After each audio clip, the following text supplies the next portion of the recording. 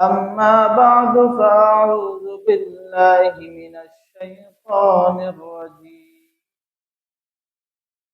بسم الله الرحمن الرحيم. وما الحياة الدنيا إلا لعب ولهو وللدار الآخرة خير للذين يتقون أفلا تعقلون. وقال رسول الله صلى الله عليه وسلم من تشبه بقوم فهو منهم أو كما قال عليه الصلاة والسلام.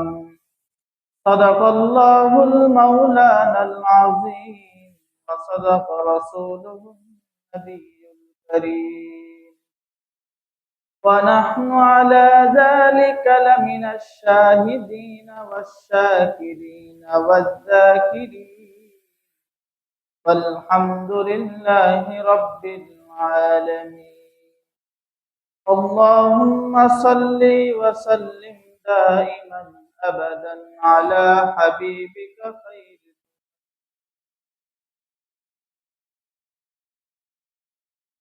আলহামদুলিল্লাহ মুআজ্জাজ মুকাররম মুসাল্লান ইকরাম, আল্লাহ পাকের দরবারে লাখো কোটি শুকর ও সুজুদ যে আল্লাহ পাক রব্বুল আলামিন আমাদেরকে জুমার দিন নির্ধারিত সময়ে জামে মসজিদে এসে দ্বীনি কিছু কথা বলা এবং শোনার জন্য তৌফিক দান করেছেন।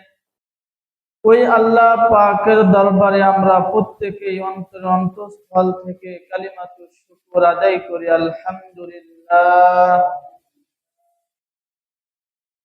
দেখতে দেখতে ঈদের পরে 2টা সপ্তাহ চলে যাচ্ছে, 2টা জুমা। এইভাবেই আবার বছর ঘুরে আমাদের সামনে আবার আসবে রমজান, আবার আসবে ঈদ, এভাবেই আমাদের জীবন শেষ হয়ে যাবে।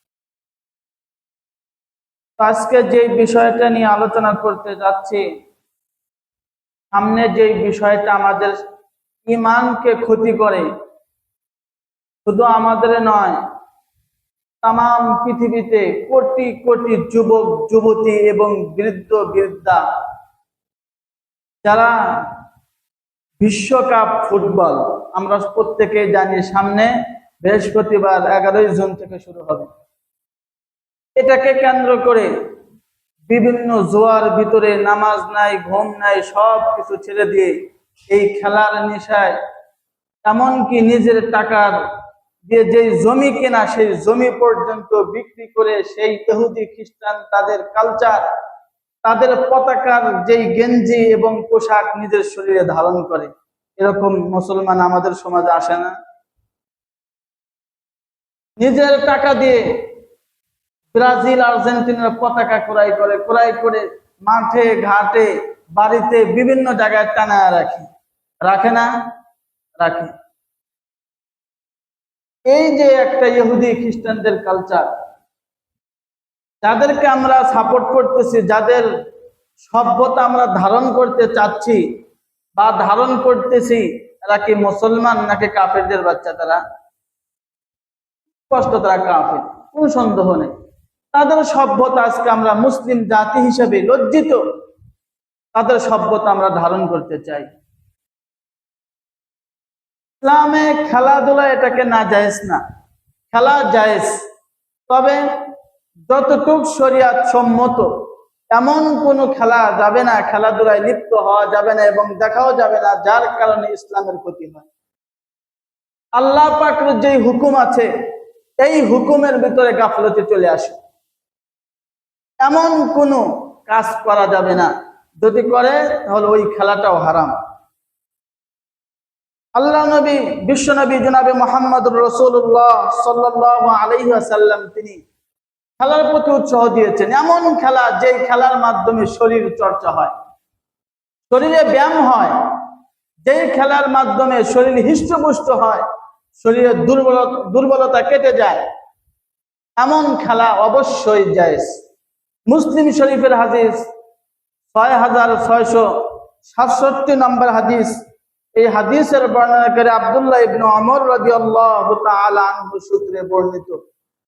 তিনি বলেন, আল্লাহ নবী ইরশাদ করেন, আল মুমিনুল কবিয়্যু খায়রুন ওয়া আহাব্বু ইলাল্লাহি মিনাল মুমিনিদ দাঈফ। শক্তিশালী মুমিন সে আল্লাহর কাছে শ্রেষ্ঠ, শ্রেষ্ঠ মুমিন সে। আল মুমিনুল কবিয়্যু খায়রুন ওয়া আহাব্বু ইলাল্লাহ, এবং আল্লাহর কাছে সবচেয়ে বেশি পছন্দনীয়। মিনাল মুমিনিদ দাঈফ, ওই মুমিন থেকে যেই মুমিন দুর্বল, দুর্বল কমজোর। এই দুর্বল কমজোর মুমিনের চাইতে শক্তিশালী মুমিন আল্লাহর কাছে শ্রেষ্ঠ। তাহলে শক্তিশালী হতে হলে অবশ্যই ব্যায়াম করতে হবে, অবশ্যই আমার শরীর হৃষ্টপুষ্ট করতে হবে।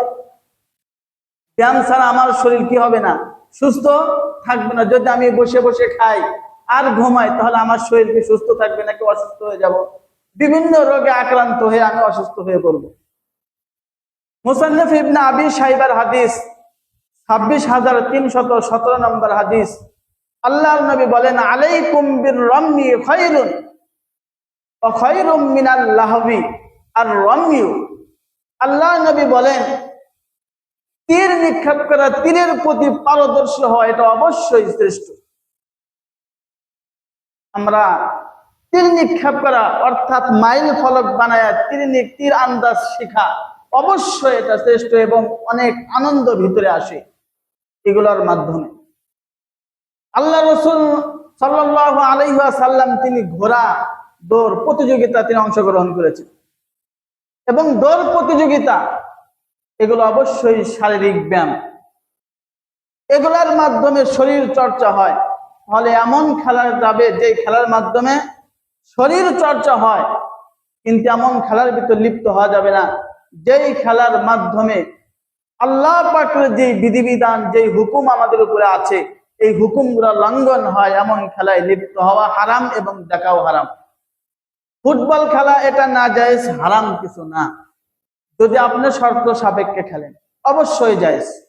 কিন্তু যদি আপনি আজকে আমাদের তামাম পৃথিবীতে যেই ফুটবল খেলার যেই আয়োজনটা হয়, এটা জুয়ার মাধ্যমে শুরু হয়, এটা জুয়ার মাধ্যমে শুরু হয়। নিজের জীবনটা পর্যন্ত অনেকে দিয়ে দেয়, তাদের কান্নায় নিজে কান্নায় ভেঙে পড়ে, নিজের টাকা পয়সা খরচ করে তাদেরকে সাপোর্ট করে, তাদের যে সভ্যতা আর কালচার এটাকে নিজের ভিতরে ধারণ করে, পরিপূর্ণভাবে ধারণ করে। অথচ আমাদেরকে যার সভ্যতা ধারণ করা দরকার, তার সভ্যতা আমরা ধারণ করি না। একজন কাফের মুশরিক, তাদের সভ্যতা আমি ধারণ করতে চাই, তার চুলের কাটিংটা কিরকম, তার শরীরের পোশাকটা কিরকম, ওইভাবে পোশাক আমি বানাতে চাই, তার কাটিং, চুলের কাটিং আমি দিতে চাই।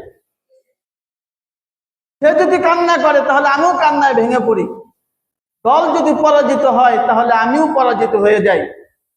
তারা যদি বিজয় লাভ করে আমিও আনন্দে আত্মহারা হয়ে নিজের টাকার মাধ্যমে মিষ্টি ক্রয় করে সমাজের ভিতর বিলাই। এই যে তাদের খুশিতে খুশি হওয়া, তাদের দুঃখে নিজে দুঃখিত হওয়া, তাদের সভ্যতা ধারণ করা, এটা কোনো মুসলমানের দ্বারা সম্ভব নয়, এটা কোনো মুসলমানের কাজ হতে পারে না। তারা তারা কাফের, তারা মুশরিক, তাদের সভ্যতা আমাদের ধারণ করা যাবে না। আল্লাহ তাআলা বলেন, ইয়া আইয়ুহাল্লাযীনা আমানু লা তাত্তাখিযুল ইয়াহুদা ওয়ান নাসারা আউলিয়া বা'দুহুম আউলিয়াউ বা'দ। হে ঈমানদারগণ, তোমরা ইহুদি কাফের মুশরিকদেরকে বন্ধু হিসেবে গ্রহণ করিও না। আউলিয়াউ বা'দুহুম আউলিয়াউ বা'দ, এই কাফের মুশরিক তারা পরস্পর বন্ধু, এরা কোনোদিন মুসলমানের বন্ধু হতে পারে না। আপনার সাথে মিষ্টি ভাষায় কাফের মুশরিকরা কথা বলবে, আপনার বন্ধু, উপরে উপরে বন্ধু, কিন্তু যখন ওই কাফের মুশরিকদের সাথে আপনার কোনো সময় দ্বন্দ্ব হয়, তাহলে পৃথিবীর সমস্ত ইসলামের যত শত্রু আছে তারা সব এক পক্ষ হয়ে মুসলমানদের উপর আঘাত আনবে। এর বাস্তব প্রমাণ তো আমাদের সামনে।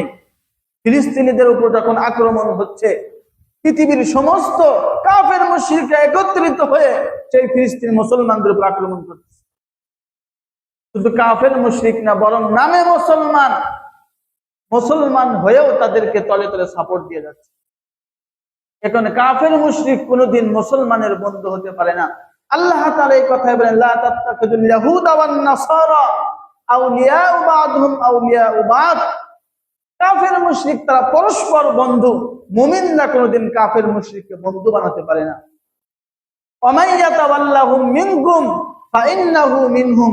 আল্লাহ তাআলা বলেন, তোমাদের মধ্য হতে যদি কোনো ব্যক্তি এই কাফের মুশরিকদেরকে বন্ধু বানায়, তাহলে নিশ্চয় সে ওই কাফের মুশরিকদেরই অন্তর্ভুক্ত। সে আর মুসলমানদের অন্তর্ভুক্ত নয়, সে ওই কাফের মুশরিকদের অন্তর্ভুক্ত। আজকে এই খেলাকে কেন্দ্র করে যেই জুয়া সমাজের ভিতরে প্রচলিত হয়েছে, অবশ্যই আমরা বাজি ধরি, অমুক দল যদি পরাজিত হয় তোমাকে 10,000 টাকা দেবে, আর যদি বিজয় লাভ করে তাহলে তুমি আমাকে 10,000 টাকা দিবে। এইভাবে বিভিন্ন দল আমরা ভাগ করে নেই। ভাগ করে যেই বাজি যেই জুয়া খেলি, এটাকে জায়েজ না হারাম? জুয়া কি ইসলামে জায়েজ না হারাম? হারাম। সূরা মায়েদা আয়াত 90 আল্লাহ তাআলা বলেন, ইয়া আইয়ুহাল্লাযীনা আমানু ইন্নামাল খামরু ওয়াল মাইসিরু ওয়াল আনসাব ওয়াল আজলামু রিজসুম মিন আমালিশ শাইতান। আল্লাহ তাআলা বলেন, হে ঈমানদারগণ, নিশ্চয় আমি আল্লাহ তোমাদের জন্য মদ, জুয়া এগুলোকে হারাম করেছি। ইন্নামাল খামরু ওয়াল মাইসির, মদ, জুয়া, শরাব, ওয়াল আনসাব এবং তীরের মাধ্যমে বিভিন্ন ভাগ্য নির্ণয় করা, এগুলো সব রিজসুম মিন আমালিশ শাইতান। আল্লাহ বলেন এগুলো সব নাপাক এবং এগুলো হলো শয়তানের কাজ। জুয়া কার কাজ? এগুলি সব শয়তানের কাজ। মুসলমান জুয়া খেলতে পারে না, মুসলমান মদ পান করতে পারে না, মুসলমান সুদ খেতে পারে না, ঘুষ খেতে পারে না। আল্লাহ তাআলা বলেন এগুলো রিজসুন, এগুলো সব নাপাক, মিন আমালিশ শাইতান, এগুলো সব শয়তানের কাজ। মুসলমান হবে আবার মদ পান করবে, মুসলমান হবে আবার জুয়া খেলবে, শরাব পান করবে, এগুলি মুসলমানের কাজ না, সব নাপাক। আল্লাহ বলেন এগুলি মিন আমালিশ শাইতান। এরপর আল্লাহ বলেন, ফাজতানিবুহু লাআল্লাকুম তুফলিহুন। সুতরাং তোমরা এর থেকে বেঁচে থাকো। যদি তুমি বেঁচে থাকতে পারো, লাআল্লাকুম তুফলিহুন, তাহলে তুমিই হবে সফল ব্যক্তি, তুমি সফলতার উচ্চ দরজায় পৌঁছে যাবে যদি তুমি এগুলা থেকে বেঁচে থাকতে পারো। তাহলে মুসলমান হয়ে কোন দলের পক্ষ হয়ে জুয়া খেলা, বাজি ধরা, এটা কি জায়েজ না হারাম? স্পষ্ট হারাম। এরপর আল্লাহ তাআলা 91 নম্বর আয়াতে বলেন, ইন্নামা ইউরিদুশ শাইতান আইয়ুকিআ বাইনাকুমুল আদাওয়াতা ওয়াল বাগদাউ ফিল খামরি ওয়াল মাইসিরি ওয়া ইয়াসুদ্দাকুম আন যিকরিল্লাহ। এই জুয়ার মাধ্যমে শয়তান সে আমাদের মুসলমান পরস্পর যে আমরা বন্ধু, এই বন্ধুত্ব ভেঙে দিতে চায় শয়তান। আমি একজনের সাথে, তার সাথে আমার অনেক বন্ধুত্ব, তার সাথে আমার ঘনিষ্ঠ মিল আছে, তার সাথে আমার বন্ধুত্ব আছে, কিন্তু যখন তার সাথে বাজি ধরি, অমুক দল যদি পরাজিত হয় তাহলে তুমি আমাকে 10,000 দিবা, আর যদি পারে তাহলে আমি তোমাকে 10,000 দেব। পরবর্তী দিতে পারে না, তো পরস্পর কি হয়ে যায়? শত্রুতা সৃষ্টি হয়। এই কাজটা করে হলো শয়তান। আল্লাহ তাআলা এই কথাই বলেন, এই তোমাদের মাঝে পরস্পর যে বন্ধুত্ব, এই বন্ধুত্বের বিচ্ছেদ ঘটায় দেয় শয়তান। ওয়ায়াসুদ্দাকুম আন যিকরিল্লাহ, শুধু তাই নয়, বরং এই পরস্পর জুয়ার মাধ্যমে তোমাদেরকে আল্লাহর হুকুম থেকে দূরে সরায়া দেয়।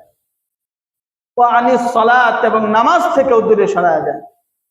তাহলে জুয়া স্পষ্ট হারাম। এই কারণে সামনে যেই খেলাকে কেন্দ্র করে কোনোভাবে বাজি ধরা যাবে, বাজিও ধরা যাবে না, জুয়াও খেলা যাবে না, খেলা দেখাও যাবে না। হারাম, খেলা যেমন হারাম এবং এটা দেখাও হারাম। কারণ এর ভিতরে কি নাই? শরীর কোনো কারণ নাই যার মাধ্যমে এটা জায়েজ হবে। আজ বর্তমান নারী টিমও এরকম বের হয়েছে যারা নাকি বিশ্বকাপ ফুটবল খেলে, নাই সতর ঢেকে খেলে নাকি খুলে খেলে। নারীদের পুরো শরীরটাই সতর, পুরুষের সতর হলো নাভি থেকে নিয়ে হাঁটু পর্যন্ত। এই সতর খুলে খেলে নাকি ঢেকে খেলে? হাঁটু থেকে তার পা পর্যন্ত খোলা থাকে। এই যে সতর খুলে থাকা এবং জুয়া, এগুলোর মাধ্যমে আজকে জুয়া চলতেছে পুরো পৃথিবীতে। কাজে এগুলো স্পষ্ট হারাম, এগুলো জায়েজ হওয়ার কোনো সুরাত নেই। শুধু তাই নয়, তাদের যে ইহুদি খ্রিস্টানদের যে কালচার, এই কালচারকে ধারণ করতে গিয়ে কিসের রাত 2টা 3টা আমরা রাত জেগে থাকি এই খেলা দেখার জন্য, নাকি জেগে থাকি না? রাত জেগে থাকি। তো কয়টার সময় ম্যাচ হবে, শুরু হবে? অথচ মুয়াজ্জিন সাহেব যখন আমাদেরকে ডাকে, সেই ডাকে আমরা সাড়া দেই না, সেই ডাকে আমরা সাড়া দেই না। তাদের কালচার আর সভ্যতা ধারণ করার জন্য যা করা দরকার নিজের জীবনে সবকিছু বিলীন করে দেয়। তাদের সবকিছু আমি ফলো করি, তাদের সবকিছু আমি ধারণ করি। অথচ এটা খেয়াল করতে হবে তারা কারা? তারা ইসলামের চিরন্তন দুশমন, যারা আমার নবীর সাথে দুশমনী করেছে। সূরা মুমতাহিনা আয়াত নাম্বার 1 আল্লাহ তাআলা বলেন, ইয়া আইয়ুহাল্লাযীনা আমানু লা তাত্তাখিযু আদুওয়ি ওয়া আদুওয়াকুম আউলিয়া তুলকুন। আল্লাহ তাআলা বলেন, হে ঈমানদারগণ, লা তাত্তাখিযু আদুওয়ি ওয়া আদুওয়াকুম, তোমরা আমার শত্রুকে তোমরা তোমাদের বন্ধু হিসেবে গ্রহণ করিও না। আমার যে শত্রু তোমাদের সেও শত্রু। সেই কাফির মুশরিক তারা কারা? যারা নাকি আল্লাহর নবীকে মক্কা থেকে বের করে দিয়েছে, আল্লাহর নবীর উপর নির্যাতন করেছে, জুলুম করেছে।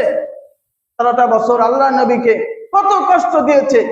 যে কাফের মুশরিকরা আল্লাহর নবীর উপর জুলুম করেছে, ওই কাফের মুশরিকদের সভ্যতা তোমরা ধারণ করতে চাও? যে কাফের মুশরিকরা আল্লাহর নবীকে রক্তাক্ত করেছে, জমিনে তার রক্ত প্রবাহিত করেছে, তার নিজের মাতৃভূমি থেকে বের করে মক্কা থেকে মদিনায় তাড়িয়ে দিয়েছে, সেই কাফের মুশরিকদের সভ্যতা তোমরা ধারণ করতেছো? আল্লাহ বলেন, তারা আমার দুশমন, সুতরাং তোমাদেরও দুশমন। আর আমার দুশমনকে তোমরা দুশমন হিসাবে গ্রহণ করবে, বন্ধু হিসাবে নয়। এই কারণে তাদের যে সভ্যতার কালচার, এটা আমরা কোনোভাবে ধারণ করব না। বিশেষ করে আমাদের সমাজের যুবক ভাইরা, তাদের জার্সি না পরলে নাকি সাপোর্টই হয় না। তাদেরকে সাপোর্ট করতে হবে, তাদের জার্সি গায়ে লাগাইতে হবে। অবশ্যই এগুলো আমরা পরিত্যাগ করব। এগুলো হারাম। মুসলমান হয়ে তাদের সভ্যতার কালচার এটা ধারণ করা যাবে না। আবু দাউদ হাদিসের কিতাব 4031 নম্বর হাদিস, আল্লাহর নবী বলেন, আব্দুল্লাহ ইবনে আমর রাদিয়াল্লাহু তাআলা আনহু সূত্রে বর্ণিত, তিনি বলেন, মান তাশাব্বাহা বিকাউমিন ফাহুয়া মিনহুম, যদি কোনো ব্যক্তি কোনো ব্যক্তির সাথে সাদৃশ্য রাখে, তাহলে ওই ব্যক্তি ওই ব্যক্তিদের মধ্যেই গণ্য হবে। আমরা কথায় কথায় বলি, যার সাথে যার মহব্বত, তার সাথে তার হাসন নাসর, আমরা বলে থাকি না? আবু দাউদ শরীফের সহিহ হাদিস 4031 নম্বর হাদিস। আমি যদি মেসি আর নেইমারের কালচার ধারণ করি, তাহলে আমি ওই মেসি আর নেইমারদের কাতারে আমি গণ্য হব। আমি একজন মুসলমানের বাচ্চা হয়ে কেন কাফের মুশরিকদের বাচ্চাকে আমি ধারণ করব? তাদের সভ্যতা, তাদের কালচার কেন আমি ধারণ করব? আমার তো ধারণ করা, আমি তো মুসলমান হিসেবে আমার তো ধারণ করতে হবে আল্লাহ নবীর সুন্নাত। আল্লাহ নবীর প্রতিটি সুন্নাত আমাদের জন্য আদর্শ। আল্লাহ তাআলা বলেন, লাকাদ কানা লাকুম ফি রাসূলিল্লাহি উসওয়াতুন হাসানাহ, তোমাদের জন্য রয়েছে উত্তম আদর্শ তোমাদের নবী জনাবে মুহাম্মদুর রাসূলুল্লাহ সাল্লাল্লাহু আলাইহি ওয়াসাল্লাম। তাহলে সেই রাসূলের সুন্নাত, রাসূলের মহব্বত আমাদের ভিতরে ধারণ করতে হবে, লালন করতে হবে। ওই বিজাতি কাফের মুশরিকদের কালচার আর সভ্যতা আমার ভিতরে ধারণ করা যাবে না। এ কারণে আমরা মুসলিম হিসাবে আল্লাহর নবীর যেই সুন্নাত, যেই সভ্যতা, এটাকে আমরা ধারণ করব। কোনোভাবে সেই কাফের মুশরিকদের সভ্যতার কালচারকে আমরা ধারণ করব না। আল্লাহ তাআলা বলেন, ইয়া আইয়ুহাল্লাযীনা আমানু লা তাত্তাখিযু আবাকুম, হে ঈমানদারগণ, তোমরা তোমাদের বাবাকেও বন্ধু হিসেবে গ্রহণ করিও না, ওয়া ইখওয়ানাকুম, এবং তোমাদের ভাইকেও বন্ধু হিসেবে গ্রহণ করিও না। ইনিস্তাহাব্বুল কুফর আলাল ঈমান, যদি তারা ঈমানের উপরে কুফরের দিকে প্রাধান্য দেয়, তাহলে তারাও তোমার বন্ধু হতে পারে না। তোমার বাপও তোমার দুশমন, তোমার ভাইও তোমার দুশমন। যদি তোমার বাবা, তোমার ভাই কাফের মুশরিকদেরকে প্রাধান্য দেয়, তাদের সভ্যতা ধারণ করে, তাহলে সেও তোমার বন্ধু নয়, সেও তোমার দুশমন। তোমার ভাইও তোমার দুশমন, তোমার বাবাও তোমার দুশমন। এরপর আল্লাহ বলেন, ওয়া মান ইয়াতাওয়াল্লাহুম মিনকুম ফাইন্নাহু মিনহুম, যে তাদের ভিতর থেকে বন্ধু হিসাবে গ্রহণ করবে সে তাদের মধ্যে হতেই গণ্য হবে। এতক্ষণ যা বুঝাইতে চাইলাম আয়াত এবং হাদিসের মাধ্যমে, সেটা হলো কাফের মুশরিকদের কালচার আর সভ্যতা আমাদেরকে ধারণ করা যাবে না। এই কারণে আপনারা দেখবেন রাস্তাঘাটে এখন বের হবেন, দেখবেন আর্জেন্টিনার পতাকা বিশাল মাঠে ঘাটে বাজারে দোকানে টানানো আছে। তার স্টলে বসবেন, কোনো কথা নাই, অমক এইভাবে গোল দিল, অমক এই করলো সেই করলো, নিজের শরীরে দলের সাপোর্টের জার্সি গায়ে লাগায় ঘুরতেছে। তাহলে এটা কাফের মুশরিকদের সভ্যতা, তাদের কালচার। আল্লাহ পাক আমাদেরকে মুসলমান জাতি হিসাবে ইসলামী সংস্কৃতি গ্রহণ করার তৌফিক দান করুক। এই কাফের বিজাতি মুশরিকদের কালচার থেকে আমাদেরকে দূরে রাখুক।